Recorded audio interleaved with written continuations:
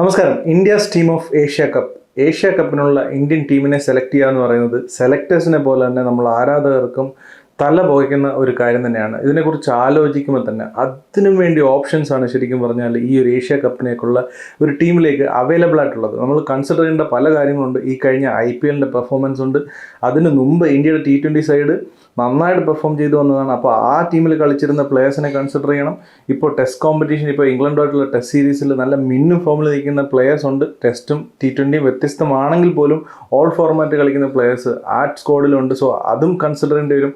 അങ്ങനെ മൊത്തത്തിൽ ഒരുപാട് ഓപ്ഷൻസ് ആണ് സെലക്ടേഴ്സിൻ്റെ മുമ്പിൽ ഈ ഒരു സെലക്ഷനെ സംബന്ധിച്ചുള്ളത്. നമുക്കെന്തായാലും ആദ്യം ഏതൊക്കെ പ്ലേയേഴ്സ് ആണ് അവൈലബിൾ ആയിട്ടുള്ളത് അല്ലെങ്കിൽ ടീമിലേക്ക് കയറാൻ സാധ്യത ഉള്ളതെന്നുള്ളത് നമുക്ക് നോക്കാം. ആദ്യം ബാറ്റേഴ്സിൻ്റെ കാര്യം തന്നെ നോക്കാം. സോ ബാറ്റേഴ്സിൻ്റെ ഒരു ലിസ്റ്റ് എടുക്കുകയാണെന്നുണ്ടെങ്കിൽ നമ്മൾ ആ ഓപ്പണിംഗ് സ്ലോട്ടിൽ തന്നെ തുടങ്ങും. അഭിഷേക് ശർമ്മ, സഞ്ജു സാംസൺ ഇവർ രണ്ടുപേരും ഇന്ത്യൻ ടീമിൽ ഓപ്പൺ ചെയ്തു വന്നതാണ്. സൗത്ത് ആഫ്രിക്കയിൽ ഓപ്പൺ ചെയ്തിരുന്നു. അതിനുശേഷം ഇംഗ്ലണ്ടുമായിട്ടുള്ള ഇന്ത്യയിൽ നടന്ന സീരീസിൽ ഓപ്പൺ ചെയ്തിരുന്നു. അതിനുശേഷം യശസ്വി ജയ്സ്വാൾ 2020 സൈഡിൽ ഉണ്ടായിരുന്നതാണ്. ഇന്ത്യയുടെ ഓൾ ഫോർമാറ്റ് പ്ലെയേഴ്സ് എന്ന് കൺസിഡർ ചെയ്യുന്ന ഒരു പ്ലെയറാണ്. ശുഭ്മൻ ഗിൽ നമ്മുടെ ടെസ്റ്റ് ക്യാപ്റ്റൻ ഇപ്പോൾ നന്നായിട്ട് പെർഫോം ചെയ്തു വരുന്നു. IPLൽ നന്നായിട്ട് പെർഫോം ചെയ്തിരുന്നു. സായി സുദർശൻ IPLലെ ടോപ്പ് സ്കോററാണ്. സൂര്യകുമാർ യാദവ് ഒബ്വിയസ്ലി ഇന്ത്യയുടെ ക്യാപ്റ്റൻ. തിലക് വർമ്മ ഇന്ത്യയുടെ സ്ക്വാഡിൽ ഉണ്ടായിരുന്നതാണ്. KL രാഹുൽ ഒരു തിരിച്ചുവരവിൻ്റെ പാതയിലാണ്. ശ്രേയസ് അയ്യർ IPLൽ സൂപ്പറായിട്ട് പെർഫോം ചെയ്തിരുന്നു. ക്യാപ്റ്റൻസിയും അടിപൊളിയായിരുന്നു പഞ്ചാബിന് വേണ്ടിയിട്ട്. സോ ശ്രേയസ് അയ്യറിനെ കൺസിഡർ ചെയ്യാതിരിക്കാൻ പറ്റില്ല. റിങ്കു സിംഗ് ഇന്ത്യയുടെ ഒരു ഫിനിഷർ, റിലയബിൾ ആയിട്ടുള്ള ഒരു ഫിനിഷർ ഇതിനു മുമ്പ് ഇന്ത്യൻ T20 സ്ക്വാഡിൽ ഉണ്ടായിരുന്നതാണ്. സോ അതും കൺസിഡർ ചെയ്തേ പറ്റൂ.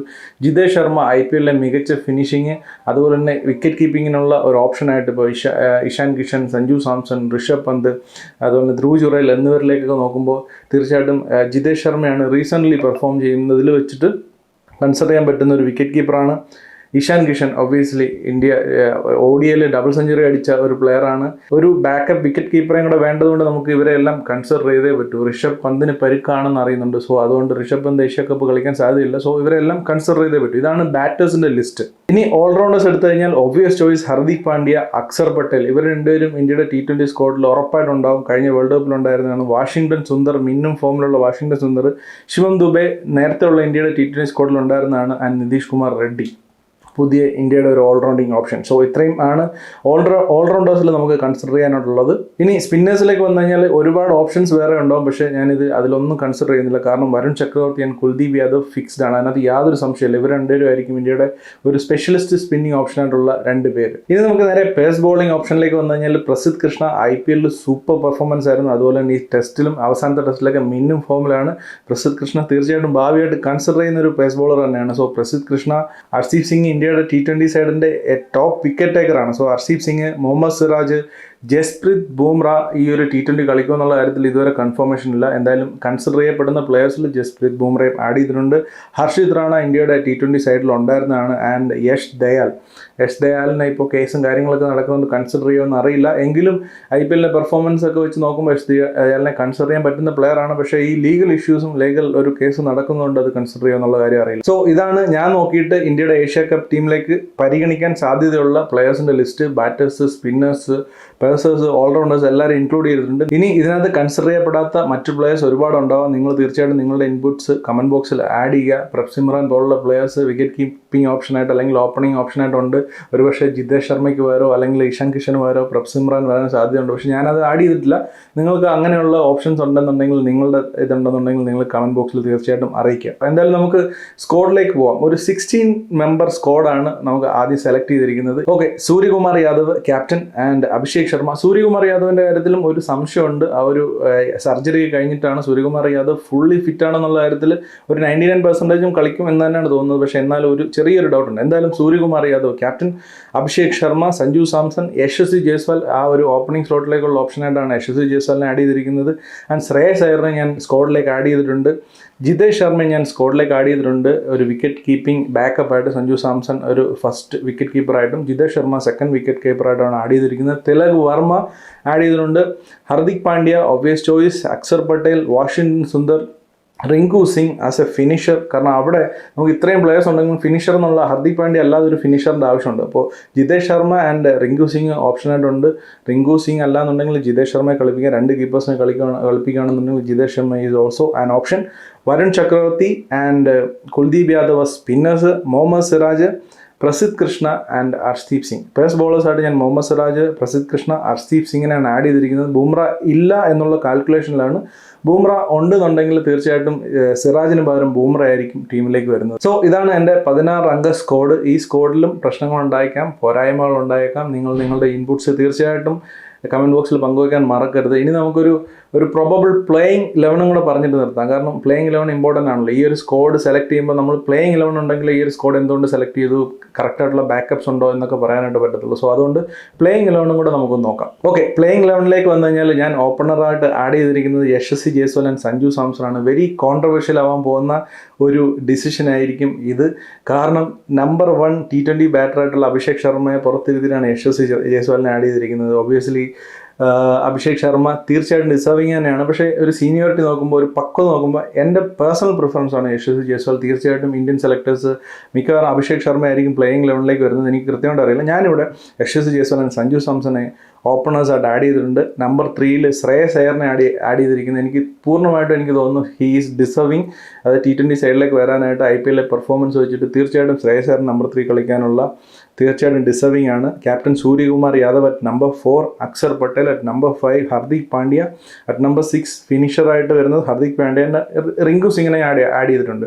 റിങ്കു സിംഗ് ഇന്ത്യക്ക് വേണ്ടിയിട്ട് ആ ഒരു ഫിനിഷർ റോളിൽ നല്ല റിലയബിൾ ആയിട്ടുള്ള ഒരു ഫിനിഷറാണെന്ന് പ്രൂവ് ചെയ്തൊരു പ്ലെയറാണ്. ഒരുപാട് മാച്ച് വിന്നിങ് ഇത് കാണിച്ചിട്ടുണ്ട്. റീസെൻറ്റ് പെർഫോമൻസ് നോക്കുകയാണെങ്കിൽ അത്രയ്ക്കില്ല, പക്ഷേ അവസരങ്ങളും കുറവായിരുന്നു എന്ന് വേണം പറയാൻ. കാരണം ഏറ്റവും താഴെയാണ് റിങ്കു സിംഗ് ഇറങ്ങുന്നത്. So I trust Rinku Singh. Jitesh ശർമ്മയും ഒരു ഓപ്ഷനാണ്. അവിടെ ജിതേഷ് ശർമ്മയ്ക്കും വരാം ആസ് എ ഫിനിഷർ. ഹർദിക് പാണ്ഡ്യയ്ക്ക് ഒരു ഫിനിഷിംഗ് സപ്പോർട്ടായിട്ട്.